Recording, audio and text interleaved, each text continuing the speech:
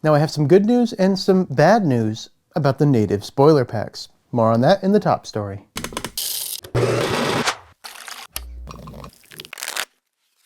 I would like to quickly remind everybody that I'm going to be in Mason, Ohio for the Water Tower next week, so it's very unlikely that I'm going to have a news video out for next week. I will be capturing footage from the Water Tower, and that will be featured on the channel. And if things work out, I might even try to do a live stream from there so you can see what's going on. And if you're going to be in Mason, Ohio for the Frogman Festival or the Tower, definitely seek out my booth. I'll be right next to Immortal Workshop. I've made some business cards for the channel, and I'll have more than enough of these to hand out at the Frogman Festival, so stop by and get one. I'll also have some Cryptid Nation news pins, both in a white and black variant, and some stickers, so if you're interested in any of those, definitely stop by the booth and pick some up. Kicking us off for updates this week, MetaZoo had plugged the Casters and Cryptid game that myself, Tormentic, Bats, Moldy Potions, Metacracks, and Dad Hat played last Monday. Dudley is an amazing Veil Keeper and did a great job with the story and keeping up with our choices and reacting to them throughout the play session. If you missed those two sessions, there's links for both of them in the description below. I highly suggest you check those out. As part of the second session, Andy had given us a spoiler to show at the end of the game.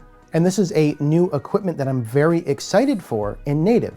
A Tomahawk. The Tomahawk costs 2 neutral and has 20 LP, which doesn't really matter much for equipment. There are some cases where it does, but usually not. You can have 3 Tomahawks per spellbook, and the power here is really interesting. It gives the equipped beastie an extra 30 damage, which is insane on its own, but if that equipped beastie destroys an opposing page, meaning a beastie or artifact, the owner of the destroyed page also loses 30 LP. So not only are you destroying an opposing page, but you're also doing damage to the opposing caster. You're cleaving through their cards, so you can also damage them. I can see this being a very popular equipment going forward and possibly a staple in most spellbooks, similar to Power Up Red. We got to look at a few 3D designs for the eBay toys this week. These are basic 3D models for both Alignac and Snipe. We already knew Alignac was part of the set due to the depiction on the blister pack art, but this is the first confirmation that Snipe will be a beastie in the toy line. In a recent MetaZoo hour, we also got to see that Sentry Box Devil is going to be one of the beasties in the set as well. So by my count, we've now seen 8 beasties for the toy line between the blister pack art, Snipe, and Sentry Box Devil. And it has been hinted at by Andy that there's going to be 12 total toys in the set for the eBay toy release. From what we've seen, those should touch every set between Cryptid Nation all the way up to Native. This week, we welcome a new member to the official content creator list for MetaZoo. MarkersV is a channel that's been doing MetaZoo content for some time now, mainly focused around gameplay and his perceptions of the game. Mark is also an MZO and spends a lot of his time judging for MetaZoo events in his local area. So Mark, congratulations, it's well deserved. Now, I know a lot of people have been waiting for UFO and Seance ReVive, and we've got some more information on that. They will be dropping soon, and this time around, we're not going to be doing pre-orders for ReVive, but we're going to be doing a live release, meaning that MetaZoo is going to have the product in hand before they put it up on the marketplace. This is how I would prefer most sales go in the future, and I know that isn't always going to be the case. Some things make sense to be print on demand. But if we look back at the grudges that people hold for products over the last year, almost all of them have to do with delayed releases between the pre-order period and when people received it in hand. That would be the Poker Kickstarter, the Dim Mak Rugs, and Wilderness Revive. Now looking at the pack arts for these 2 Revive sets, we can tell some of the beasties in the sets. For UFO, we have Men in Black, Greys, and Alien Bigfoot. We also know that Sky Snake will make its appearance. That's been officially teased in the announcements channel. And I have a feeling that the Men in Black and the Greys decks are just going to look amazing next to each other.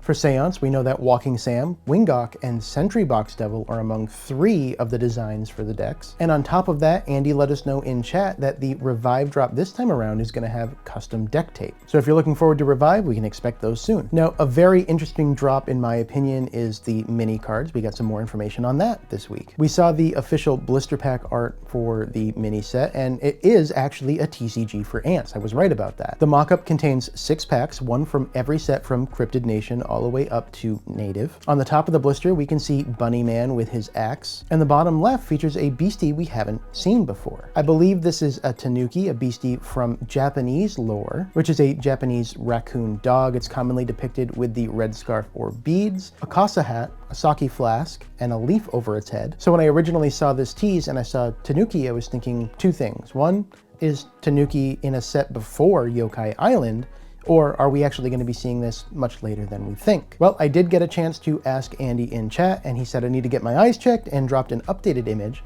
with a Mothman instead of Tanuki. Tanuki, for those who don't know, are shapeshifters, so I'm still not totally convinced that it's not Tanuki in the bottom left corner. It's also been stated that these are going to have full holos, reverse holos, and special chases. There's even going to be a way to win a full uncut sheet of the mini set. Now, as we get to some of our smaller updates for this week, we learned something about the towers. Each tower will have its own set of tower-specific dice that only the casters participating in the event will be able to obtain. The tower symbol here is taking place of the 1 dot, and MetaZoo water bottles are going to return this year for the tower events. It was also stated that those interested in doing interviews with Mike leading into Native reach out to Bob in the Discord. I'm happy to say Bob did reach back out to me, so hopefully I will have an interview with Mike, and we'll find ways for you, the community, to be involved in that. And apparently I'm not doing a good enough job in my weekly updates, so I apologize for that. Mike had announced this week that he's going to start doing a weekly blog update on the MetaZoo website. You can catch a link for that in the description below. The biggest news for the inaugural article is that they're working with a major theme park to have MetaZoo specific rides at one of their locations. Now, we don't have a lot of information on this yet, but what I imagine in my head is something very similar to the rides at Universal Studios for Harry Potter. 2 rides specifically come into mind. There's a Hogwarts ride where you're on a broomstick going through the castle, and there's also an Escape from Gringotts one, and both rides are amazing. They're very memorable, and you get this experience of going through a adventure with the ride. So what I'm really hoping for are rides similar to those where we can follow Sam's adventure through Cryptid Nation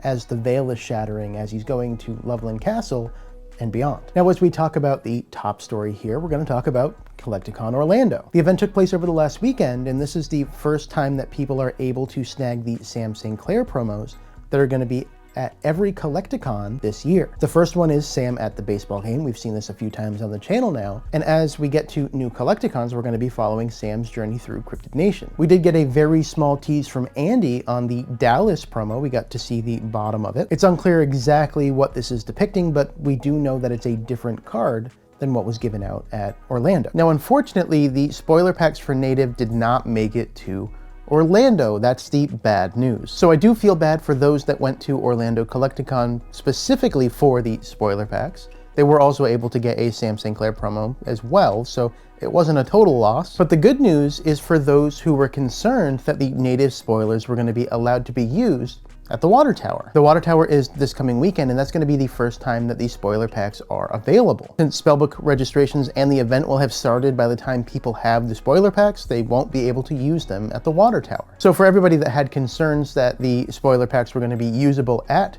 the Water Tower, that's no longer a concern. This also means that the Water Tower is our first chance to get first signed Native spoilers from the artist. Unfortunately, in my original recording of this week's update, I tried to keep it short to allow extra time to go over the spoilers that would have happened from this weekend.